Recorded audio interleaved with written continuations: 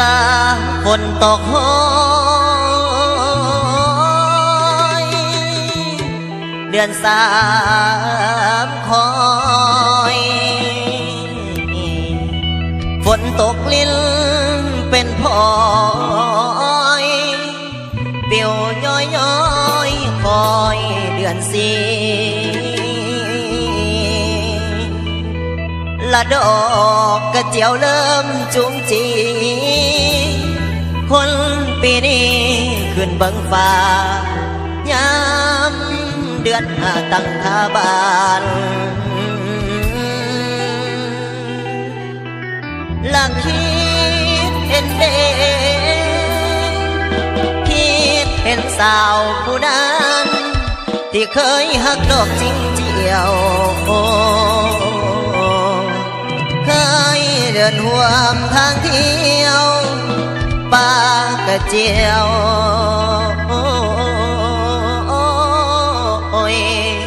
แต่เขานั้น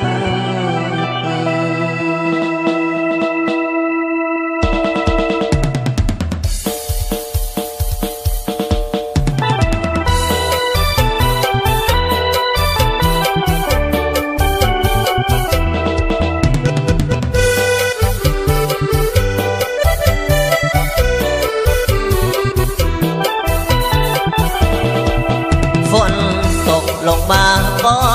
อยเดือนสามคอยย้อยหำดอกม่วงคิดพอดผู้สาวเคยควงไปอยู่เมืองหลวงตั้งแต่ปลายปีก่อ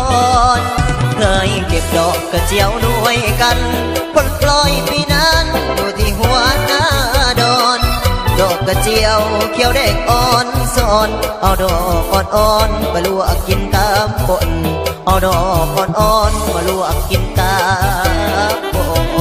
น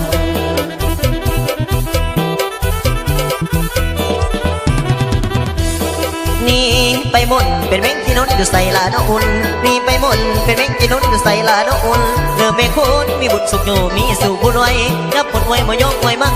เริ่มหัวหน้าบอลที่เฮาเคยเกี่ยวดอกกระเจียวมันเดียวหาเจ้าสีแดงสีขาวมาค่อยเจ้าอันเที่ยวน้ำผลเที่ยวกระเจียวสุขอยู่ค่อยเจ้าบ่มาลาถิ่นดินแดนข้าวเหนียวแม่ดอกกระเจียวเลี้ยวขึ้นบ้านเก่าเลิกแล้วบอกหัวหน้าป่าเคยพังเศร้าดอกกระเจียวสิเอาไอ้ก้อยฝากเจ้ายามแลไป